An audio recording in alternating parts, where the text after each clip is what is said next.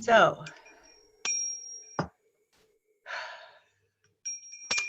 okay, everyone. There I am. Well, good morning, everybody, and thank you for being here this morning. And thank you. I see lots of my friends. It makes me feel really good. So, what I'd like to do this morning is just kind of introduce what's going to happen. And of course, we're all looking forward to Reverend Pat Palmer, she who has had a church 10 years in Florida. Oh my gosh. Yeah. But now she has settled up here. She has settled here in Marin County Unity. And we are always so fortunate to have Reverend Pat with us. She is amazing. Although I can't find the description of her talk, but it has something to do with summer. And boy, we are looking forward to that. Oh, So we're going to absolutely. begin this morning with we're going to begin with a joy song from Bill. And then the service will continue with Reverend Patton. Thank you so much for being here with us. My pleasure. So, okay, Bill, you're on. Okay. Oh, and mute yourself. Everybody, mute yourself now. So if you want to sing along, you can do it.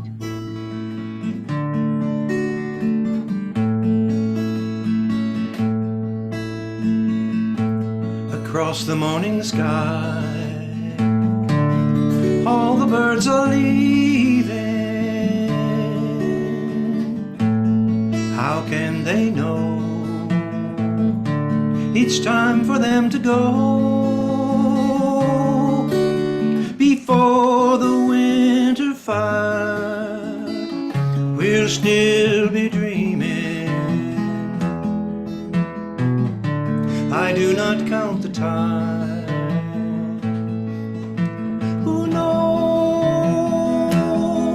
where the time goes? Who knows where the time goes? Sad deserted shore, your fickle friends are leaving. Ah, but then you know it's time for them to go.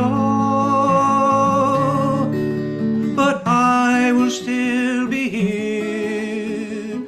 I have no thought of leaving. I do not count the time. Who knows where the time goes? Time goes, and I am not going while my love is near me, and I know it will be so till it's time for you to go. So come the storms of winter and the birds in spring again. I do not fear the time. Who knows how my love grows? Who knows where the time goes?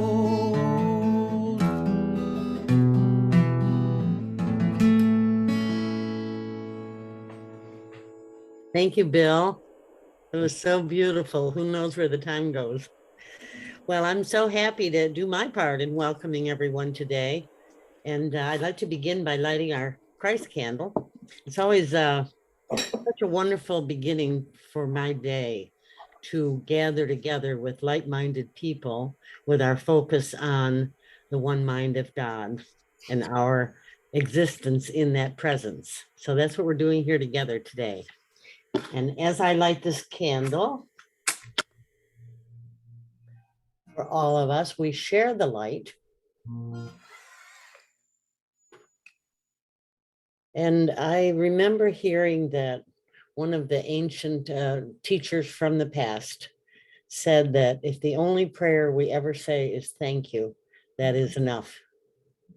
So today, for all of us, I say thank you. Thank you for being together. Thank you for our awareness of divine mind. And thank you for our willingness to learn, to grow, and to live powerfully. So it is. And Bill, you're going to sing Surely the Presence, right? Sure. Good. Okay. Surely the presence of the Lord is in this place. I can feel his mighty power and his grace. I can hear the brush of angels' wings. I see glory on each face. Surely the presence of the Lord is in this place. Surely the presence of the light is in this place. I can feel her mighty power and her grace. I can hear the brush of angels' wings. I see glory on each face. Surely the presence of the light is in this place.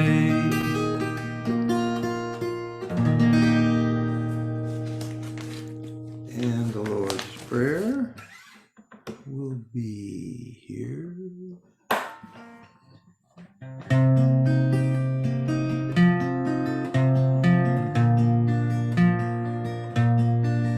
Our Father and Mother, who art in heaven,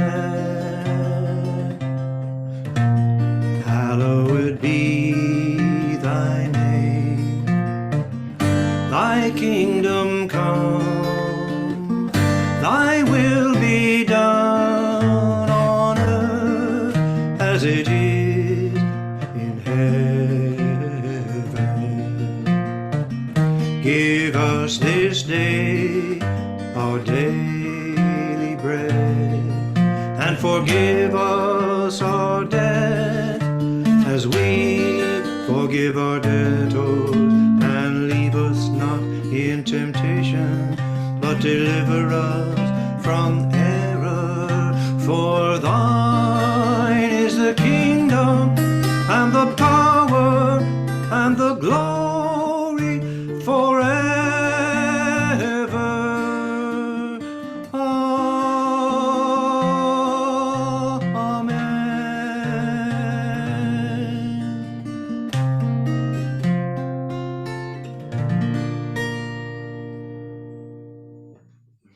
Thank you, Bill.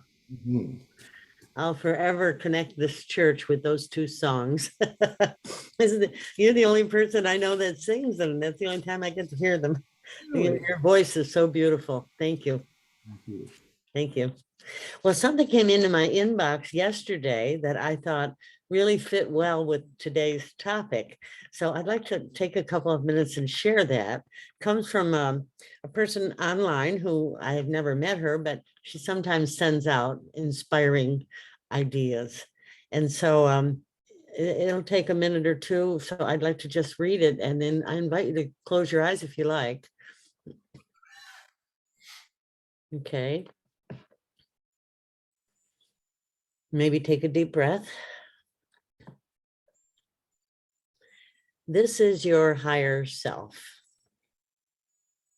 I want to remind you that I'm here for you always. I hope you are focused on your blessings, and I hope you consider this time together one of them. I know sometimes you forget that I'm here for you. And when you feel like we're disconnected, things get stressful for you. You are a divine child of the universe, and I truly and deeply love you just as you are. When you're focused on our connection, have you noticed that your life is sweeter and easier? Your mind will tell you that there's so much to fear and be serious about in your life. It will judge you and others, and your mind worries and wants to be controlling. But when you pivot to me, your higher self, you choose love and playfulness. You will find yourself accepting and trusting in me and allowing peace and joy in your life. You can relax and take a deep breath. When you focus on our connection, my dear one, that is when you can manifest all that you want. You have a choice in each moment of your day to turn to our relationship or to listen to your mind chatter. No matter what's going on in your life, please know that we can never be separated, and I always have your back. Let's nurture this relationship some more so that you can reach those awesome dreams. I am so in love with you, your higher self.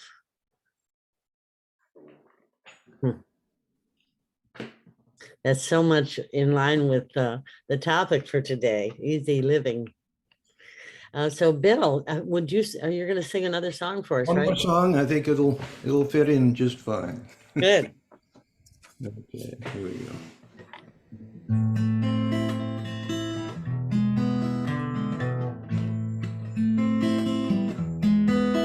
Summertime and the living is easy.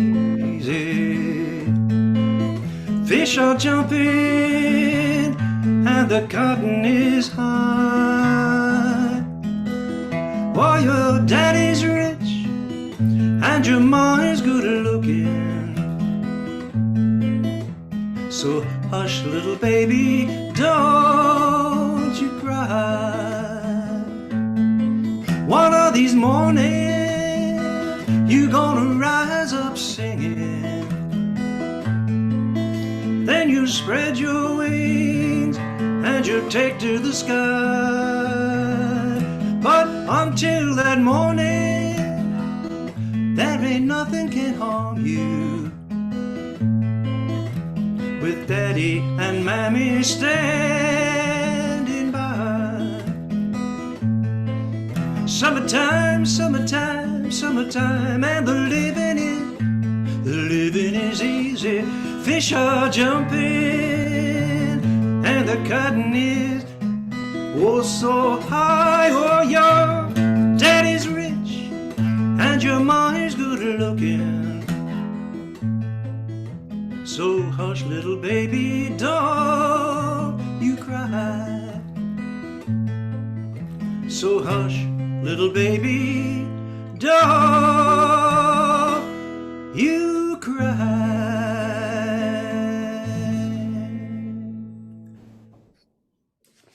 That was beautiful. That was beautiful. Well, you saved everyone this morning because I was going to open my talk with singing the first line of that song. Oh, there you Now go. I don't need to because you did it. So you saved everybody. So yeah, our topic today is easy living. And of course, that song came to my mind when I thought of it. Now, I want to make clear that when I refer to easy living, I am not speaking of not having any problems. And I'm not speaking about working hard. I think some of the happiest times in my life were when I was really working hard at accomplishing something I cared about. So easy living is not referring to being able to relax all the time. And it's also not related to not having any problems because it's very stimulating, I think. It's very much a part of life to have problems or challenges, we could call them, things to work out. I sometimes think of them that way. That doesn't make life hard. I want to talk about something different today that I consider makes living difficult. The reason I don't think challenges are part of difficult living is because I think we're right on track. I mean, we're in now, this is only my opinion, of course. But I have to say, I believe we are in this life to evolve. That is a great deal of what life is about, to evolve. And the other and even more encompassing opportunity we have is that we're here to express God. And what can I say, the goal, the invitation is to do both together, to evolve as we express God. And more significantly, when I say express God, I love that reading about this is your higher self, because as I share these ideas today, I'm coming from what we know to be so in unity, which is that we are a part of the one mind. We're part of source. We are an expression of that. I read the coolest thing yesterday. It was an essay called Dirt by a wonderful author I've just discovered called Brian Doyle. And he was speaking of watching his little 2-year-old son sitting in the dirt and putting dirt in his mouth. And he said in the essay, I'm going to stop him in a minute, but right now I'm just loving watching him put dirt in his mouth. And he was saying the reason he identified was that he said everything's made of dirt. And then he went on to talk about how everything grows out of the earth itself. And of course, that's what I'm talking about when I say we're part of God. It's, yes, we have our human life, our persona, and we're an expression of the only thing that exists, which is the mind of God. That's what we're a part of. And so one of the most delightful reminders of that is when we see a newborn. Maybe some of you like me have grandchildren, and or remembered our own children when they were little. You know, if you watch a little newborn baby, it is not easy being a baby. That is not easy living. You know, they don't even know that their arm is a part of them, and then they're just pure expression. And maybe you, like me, believe that a brand new life is still with expressing its God self. It hasn't gotten into being conditioned yet, into thinking. It doesn't have concepts.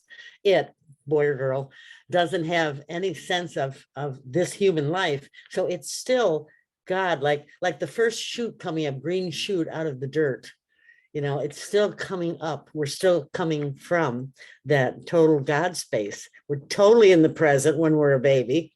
We're fully experiencing everything. If we're hungry, we are hungry. If we're hurt, we're hurt. And like we're fully into the gusto of life, being fully here in this new way of being God as a human being.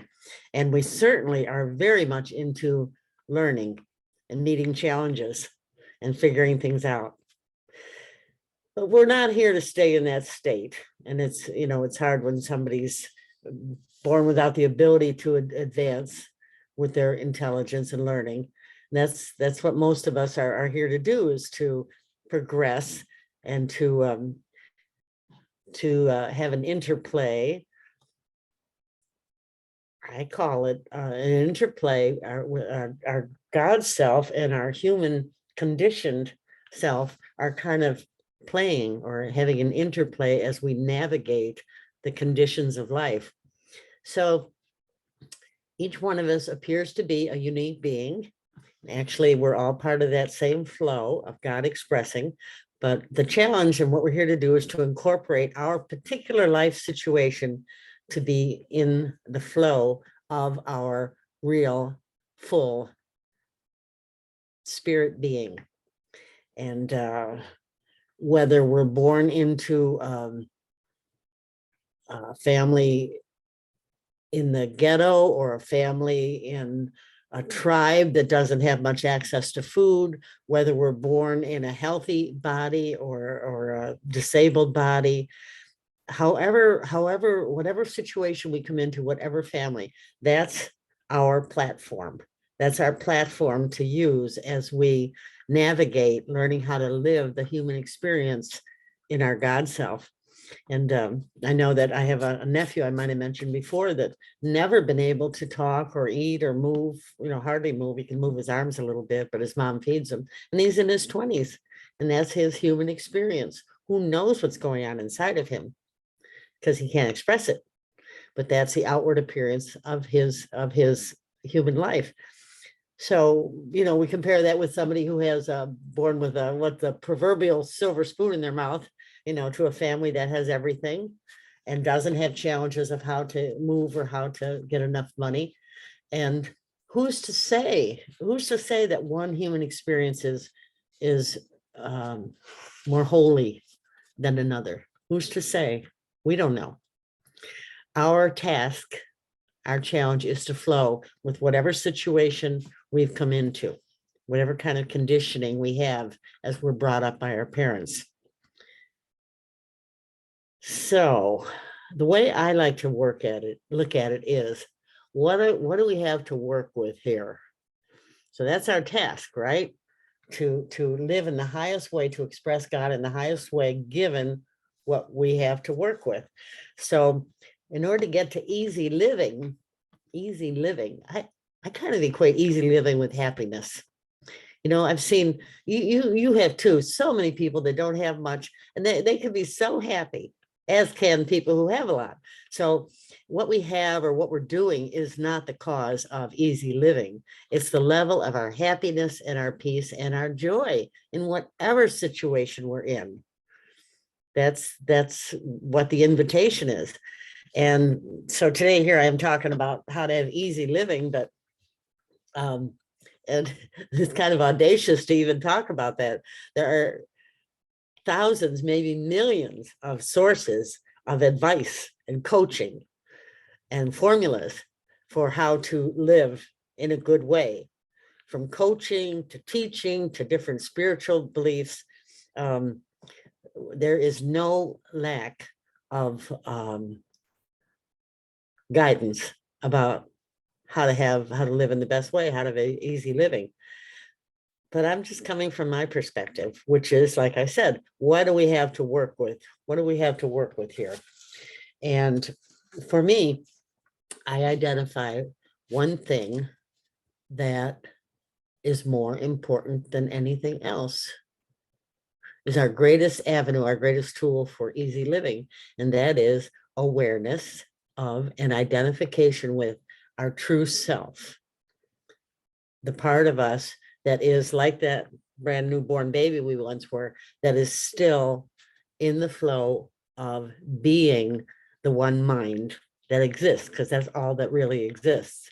So to me, the greatest tool that we have is remembering that. Now, I'm not even suggesting that we can even imagine that divine mind that we're a part of. It's so far beyond us, but we can feel it a little bit when we turn toward it.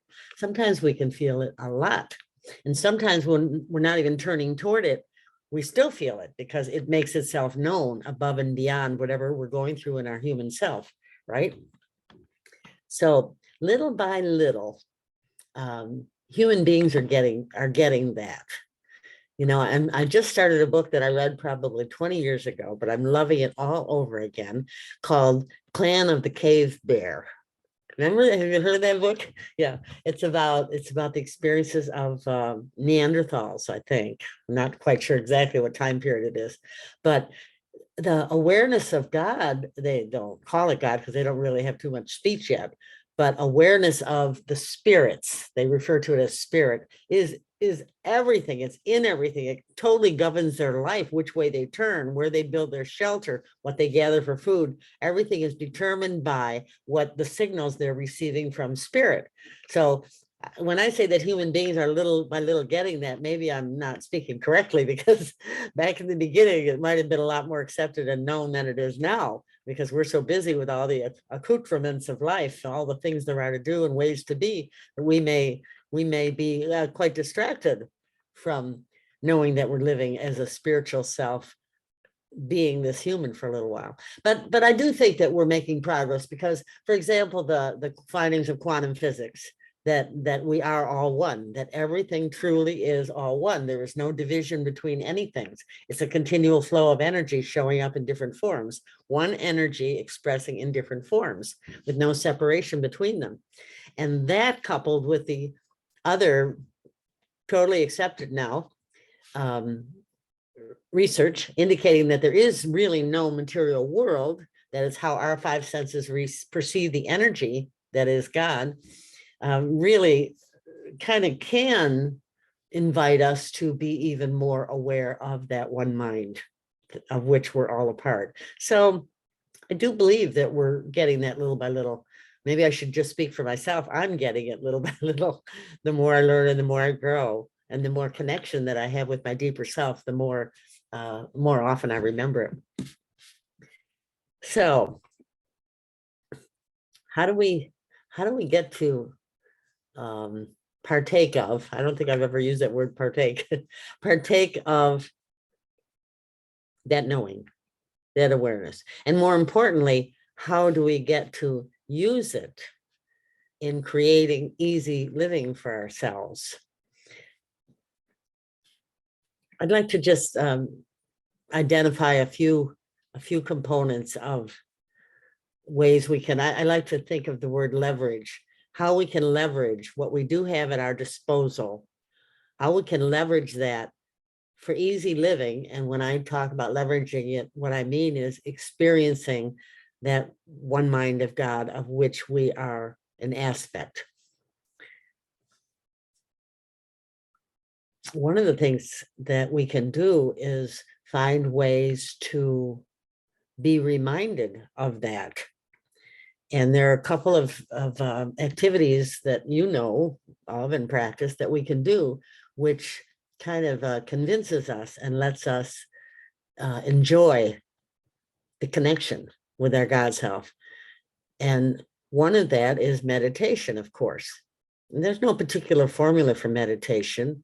There's a million ways to approach it. But basically what we're doing is we're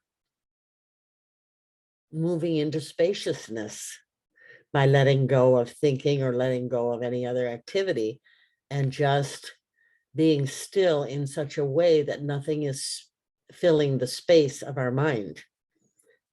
And that opens to, that allows for awareness of the presence of our deepest self. Another way we can be reminded of the power and the presence that we are is through intuition. Hearing the wisdom of that self, which we really are. You know, it can come through an idea that comes to us. It can come through a healing that happens to us. It can be actually hearing a voice.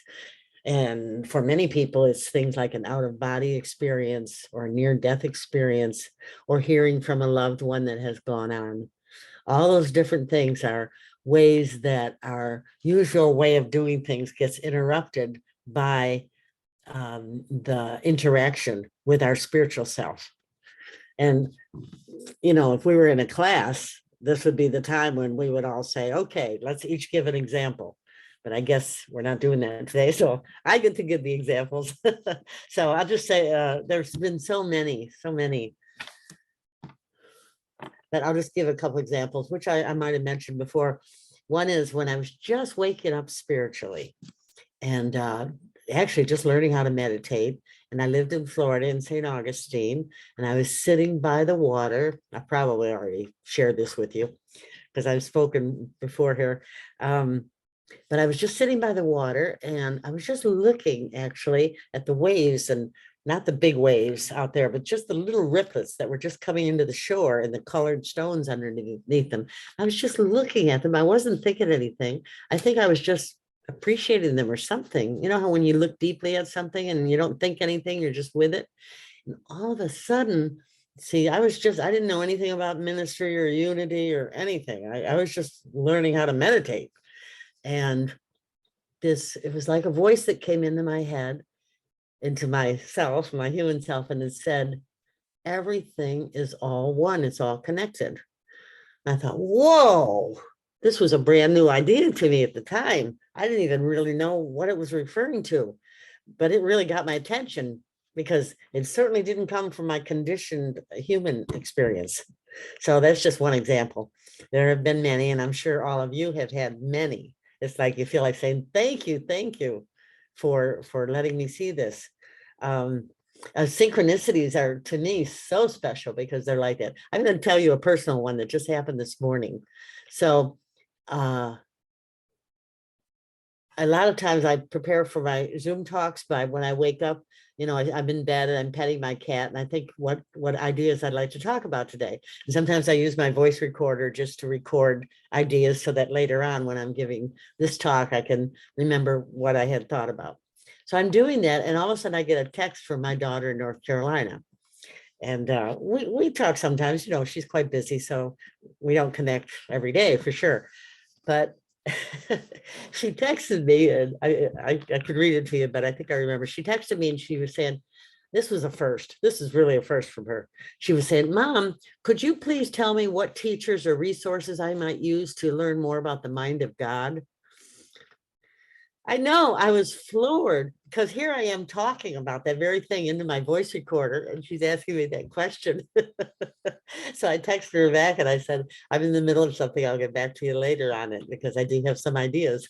But to me, that was the most delightful synchronicity. It was just like life coalescing in such a way that there was coherence in the moment. And to me, that's totally a little kiss of spirit, kiss of my deeper self that knows everything that's going on. So let's look at some other ways we can maximize the possibility of being able to participate in awareness of our spiritual self. One of the ways is by how we use our attention. Our attention is a great gift, isn't it? It's what we perceive, it's what we focus on, it's the words that go through our mind. And when I put my attention on something that's beautiful, it's like, or just happy or joyful or peaceful, it's like I'm participating in the mind of God. I have a hummingbird feeder outside of this window here and outside of my bedroom window.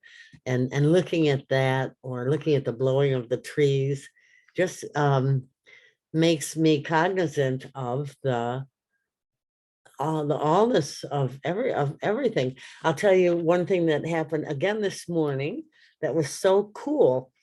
In this past week or so, I've been noticing right about 7 a.m. if I'm looking out the window at the trees, there's a huge brown squirrel. It's the only squirrel I've ever seen on the property, I think. And what it does is it comes out, there's a eucalyptus tree, very tall. It comes out to the end of the branch of the eucalyptus tree. Now there's another tree about 6 feet down below and about 10 feet away. And what it does, what the squirrel does, I watch it. I've gotten where I talk to it now and I say, go, go. It goes out to the end of the branch and it looks like it's going to leap onto that tree, but then it turns around and goes back and to the beginning of the branch. Then it'll come out again and it'll walk out there, get almost to the end of the branch, and then it'll go back again. And so I think of it as getting its courage up to make this huge leap. But every time, usually it's about the 4th time, it'll get to the end of that branch and all of a sudden it'll leap to the air. There's this big brown furry thing leaping through the air onto the branches of the tree down below. And I always cheer it on. And it's so funny. It's about 7 o'clock in the morning, So that to me is an example of intertwining our conscious mind with the workings, the miraculous perfection and workings of the universe through nature, of course. It's such a wonderful way to do it. So it's like awareness of God is what it is. Awareness of God being through nature. So I can direct my thinking as to what I focus on. Nobody can tell me what to pay attention to. Nobody can tell us what to think. That is up to us. We do know that our thought produces energy. And like I was saying before, all we are is energy. So what I choose to allow to preoccupy my mind, what I choose to think about is emanating out from me, from my core, emanating a specific energy out into the universe. that communicates with other people and it communicates with life. So the energy of my thought is what is very creative. And we know that all the time from all of our lessons in unity and in life. Like draws like to itself. We attract things that are in the flow of what our mind focuses on and what our expectations are. So if I spend a lot of my thinking focusing on things that I don't like, or issues or problems or escapism, just not even being present, then that's the kind of mental energy that I'm sending out to life. And that's what I'm going to draw to me. But when I focus on things that, with my thinking, things that I do want to have more of in my life, it's like that mental energy, measurable electrical energy goes out to life and allows my interplay with life to be that which I like. So thinking is one big way that I can move into more easy living, what I think about. The other one is feelings. Feelings are a huge megaphone going out from us to the universe to create our life, creates our quality of life. So when I'm happy, when I'm excited, when I'm optimistic, that's like, it's a song like expressing what God really is to life. And when I have more negative feelings, like some of us have more than others, it so much depends on our conditioned self, what happened to us as a child, the conditioning we got from our family, and what we've exposed ourselves to as adults over the years, what we've allowed in, what we've decided to pursue and study. That's what dictates how I deal with feelings, the same feelings everybody else has. I was in a 12-step meeting yesterday, and they were talking about step 3. If any of you are familiar with 12 steps, there's each step has a particular idea. And step 3 is it's called turning it over. It's for when you're worried, when you have the negative feeling of worry. What we can do is turn it over to God, turn it over to our higher self, our deeper self. And rather than us trying to solve it and gnaw at it in our conscious conditioned mind, we can make the choice to turn it over to allow spirit to handle it. And that's one way to handle worry. And people spend a lot of time talking and planning in 12-step meetings about how to do that and teaching each other how to do that, because it adds so much to the quality of life when I can take something that's worrying me and make the decision I'm turning it over to God to handle. Because of course it'll be done much more efficiently than my limited human mind trying to figure it out. And loneliness is another one that can be a negative feeling that's really challenging to deal with, especially as we get older and some of us are more limited in what we can do and where we can go. And again, that feeling of connection with our deeper self, the one mind of the divine, can embrace us with a warmth and a certainty of being loved that can lessen the preoccupation with saying, oh, instead of saying over and over, I'm so lonely, or I'm so sad, I can't do this, I can't do that. We can turn instead to deeper and more prevalent and more frequent awareness of the presence of our God self. The same with depression.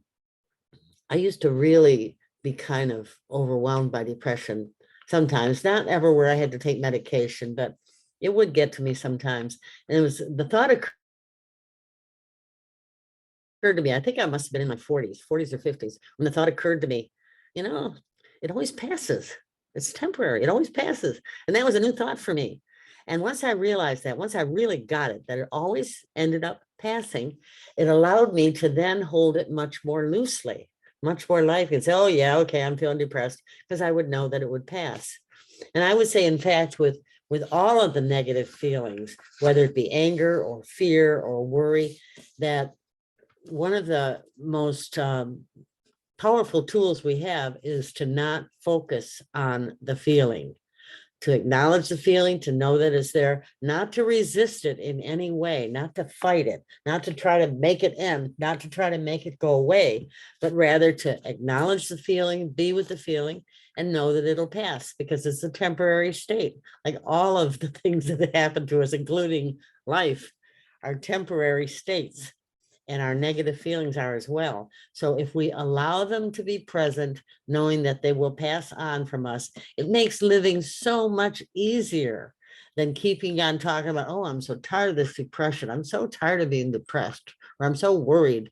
You know, when we resist those feelings and try to get rid of them, they can persist. So in conclusion, I guess what I'm talking about through all of this is that living is much easier. Living this human experience is much easier when I couch it or hold it within awareness of my real self. When I allow myself to be, to remind myself over and over that this human experience, even though I'm so immersed in it, is a temporary component of my real self, of the divine, with all its ups and downs. Everything that's happening is something for me to use in the highest way I can to become closer and closer to awareness of God. That's the greatest source of happiness. And that's the greatest way to have easy living. And so it is.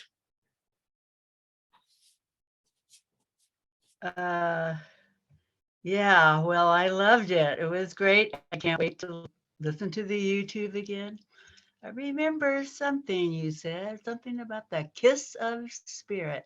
Yeah. Yes, but there was a lot of wonderful messages. And so it's, I didn't take too many notes this time, but I'll do that the next time around.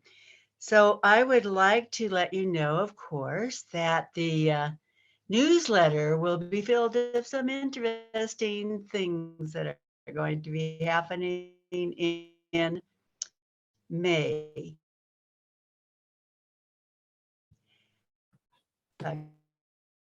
Carrie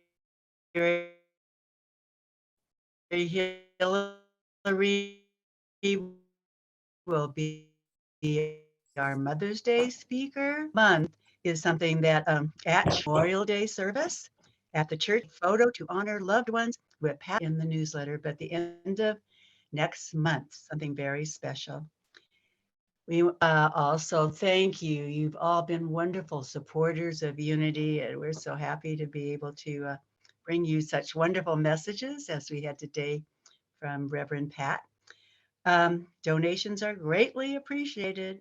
Mail to Unity, P.O. Box 755 in Lower Lake, 95457. And now we would just like to go ahead and have our dear, wonderful, talented musician, Bill Barros. Would you please sing the peace song for us now? Lost it. There we go. No, no more.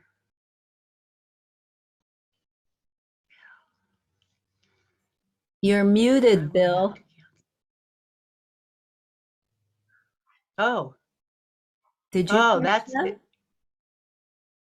No, I didn't. Can you hear me? I can hear you. I thought maybe we lost it. No, and I can Bill, hear Bill. Are you unmuted now? He's still muted.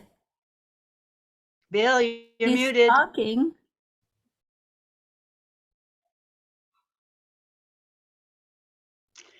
Well, Bill was going to sing the peace song, and Bill, if you can hear us, unmute. Oh dear. So, as you know, that's how we end our service, with the peace song. Let there be peace on earth, and let it begin with me. We're all part of the collective consciousness, and we know that peace begins with us. And we are part of the collective consciousness of the universe. And it's quite wonderful. So I'm feeling, yeah. So I don't know if we should just do a little chat when Well, Bill I will can be talk now. Can you hear me now? Now, yes. Yay! Yay, Bill! Okay. Yay! I was Okay. lost The in peace song from cyberspace. our wonderful Bill. Sorry. Okay. You would like the peace song. Okay, coming up here. Hang We on. would love the peace song. We are feeling very peaceful after that fabulous talk from Reverend Pat. Thank you, You are always terrific. Let there be peace on earth, and let it begin with me. Let there be peace on earth, the peace that was meant to be. With God as creator, family all are we. Let me walk with my family in perfect harmony. Let peace begin with me. Let this be my moment now. With every step I take, let this be my joyous vow. To take each moment and live each moment in peace eternally. Let there be peace on